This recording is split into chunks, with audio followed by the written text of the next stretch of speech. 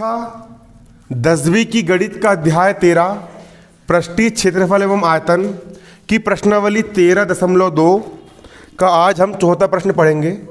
और चौथा प्रश्न यहाँ पर आपको ये बोल रहा है, एक कलमदान घनाभ के आकार की एक कलमदान एक घनाभ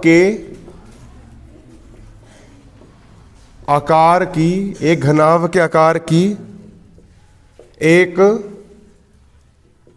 लकड़ी से बनी है जिसमें कलम रखने के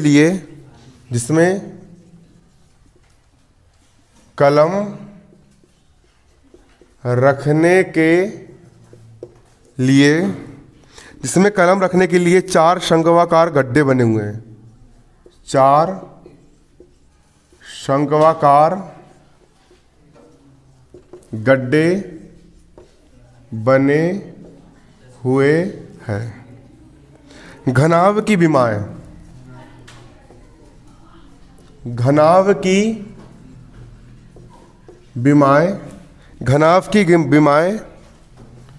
15 सेंटीमीटर गुणा 10 सेंटीमीटर गुणा 3.5 सेंटीमीटर है। प्रत्येक गड्ढे की त्रिज्या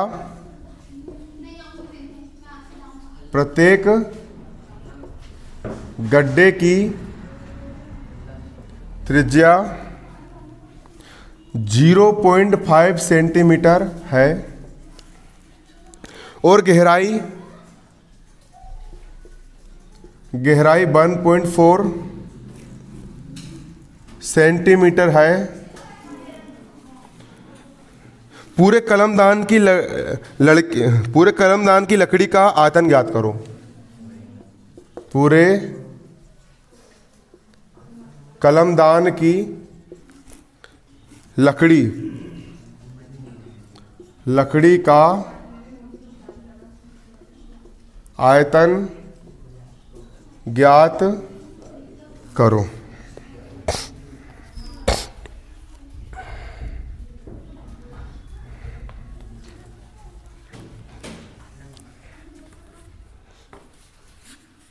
देखो सवाल है सरल। सवाल कैसा है? अब जम जा, हट। एक रखने वाला बनवाना पड़ेगा ऐसा कुछ। यहाँ नहीं रखा है वो। देखो हल डाल रहा हूँ। देखो सवाल क्या बोल रहा है, एक कलमदान एक घनाभ के आकार की लकड़ी से बनी है। एक कलमदान है, वो किससे बनी है? घनाभ के आकार की लकड़ी, है ना। घनाभ के आकार की लकड़ी मतलब ये होता है घनाभ, इस टाइप का होता है घनाभ। ये क्या होता है? घनाभ है। घनाभ इस टाइप से बना हुआ है कलमदान, कलम रखने वाला। अब इसमें शंकु के आकार के आइसक्रीम की कोन के टाइप के यहाँ पर छेद है। एक छेद है, उस पर एक पेंसिल फंसा दिए, दूसरे छेद में दूसरी पेंसिल, तीसरे छेद में तीसरी पेंसिल, चौथे में चौथी पेंसिल अपने फंसा दिए, है ना। क्लियर? या मतलब यहाँ पर कितने गड्ढे हैं, है ना, जिसमें कलम रखने के लिए 4 शंक्वाकार गड्ढे बने हुए हैं। इसमें कलम रखने के लिए 4 गड्ढे बने हैं। 1 2 3 4 शंक्वाकार गड्ढे बने हुए हैं। कितने शंक्वाकार गड्ढे बने हुए हैं? 4 शंक्वाकार गड्ढे बने हुए हैं। अब घनाभ की विमाएं, किसकी विमाएं?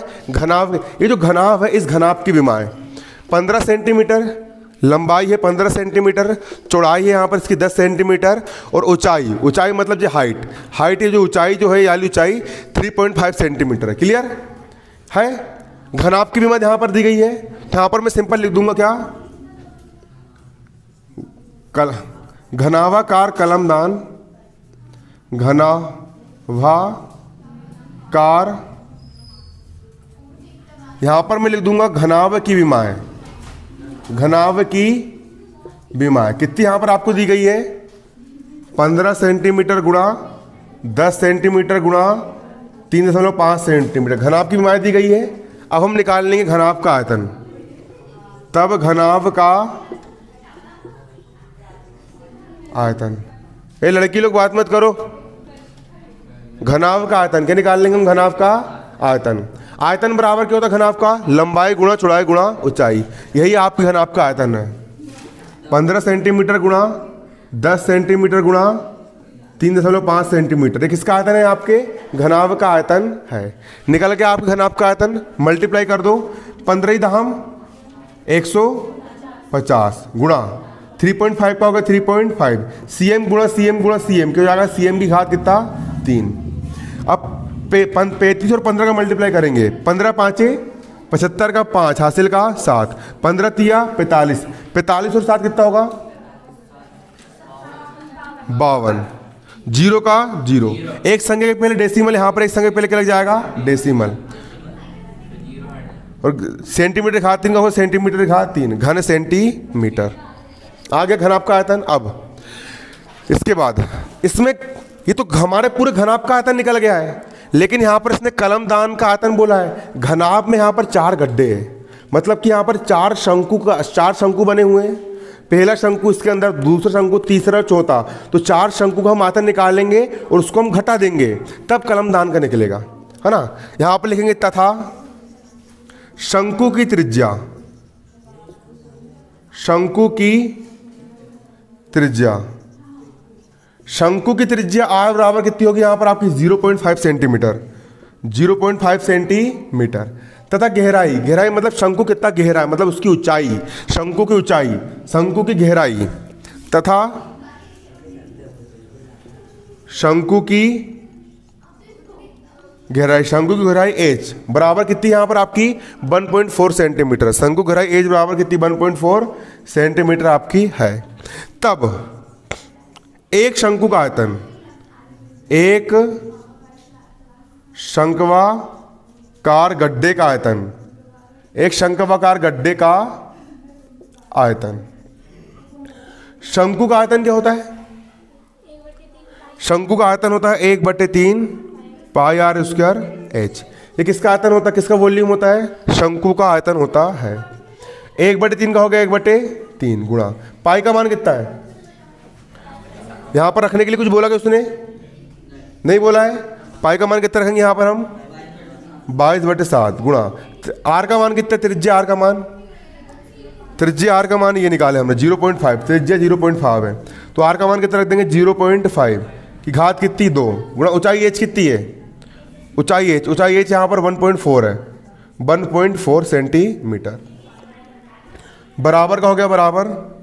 अब 1/3 का हो जाएगा 1/3 गुणा 22/7 का यहाँ पर हो जाएगा 22/7 गुणा 0.5 की होल घात 2 है, तो इसकी घात 2 मतलब इसका दोबारा मल्टीप्लाई होगा। 0.5 गुणा 0.5 दशमलव का 1, एक संख्या और एक संख्या को यहाँ पर 2 संख्या के पहले दशमलव यहाँ पर 2। देखो यहाँ पे देखो, एक अपन ने देखो क्या करे, अपन ने एक शंक्वाकार गड्ढे का आयतन निकाले। एक शंक्वाकार गड्ढा मतलब शंकु का आयतन। शंकु के आयतन का सूत्र होता है 1/3 पाई आर स्क्वायर h। किसका आयतन का सूत्र होता है? ये शंकु के आयतन का सूत्र होता है, समझो बारीकी से। बराबर का हो गया बराबर, 1/3 का हो गया 1/3 गुणा पाई का मान रख दिया 22/7। त्रिज्या आर का मान कितना है यहाँ पर आपका? 0.5 है।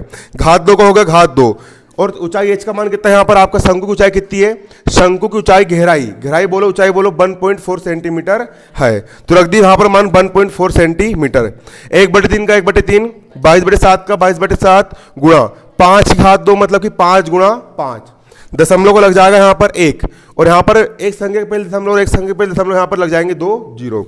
अब यहाँ पर 14 का यहाँ पर हो जाएगा 14, दशमलव लग गए नीचे 1, और एक संख्या के पहले डेसिमल यहाँ पर लग जाएगा 1 जीरो। काट देंगे 7 एकम 7, 7 दूनी 14।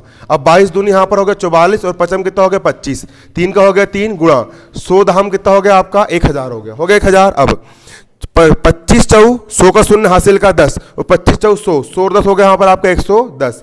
बटे का हो गया बटे, 3 का हो गया 3, गुणा का हो गया गुणा, 1000 का हो गया यहाँ पर 1000। 2 जीरो से 2 जीरो कट गए, 11 का 11 बटे का बटे, 3 गुणा 10 का हो गया 3 गुणा 10। अब 11 में 3 का भाग दिया, 3 तिया 9, भागने जा रहा लग गया है दशमलव। 11 में से 9 का कितना बचा? 2 है ना, 2 पे 0 20, 3 छिंग कितना हो गया 18, बटे में 10 का हो गया 10। नीचे एक जीरो है, एक संख्यक पे दशमलव खसक जाएगा, तो 0.36 घन सेंटीमीटर। ये किसका, एक शंक्वाकार गड्ढे का आयतन कितना निकल के आया आपका, 0.36 घन सेंटीमीटर निकल के आया। ये एक शंक्वाकार गड्ढे का है। अपने यहां पर कितने शंक्वाकार गड्ढे, यहां पर 4 शंक्वाकार गड्ढे है ना। एक शंक्वाकार गड्ढे का आयतन है ना,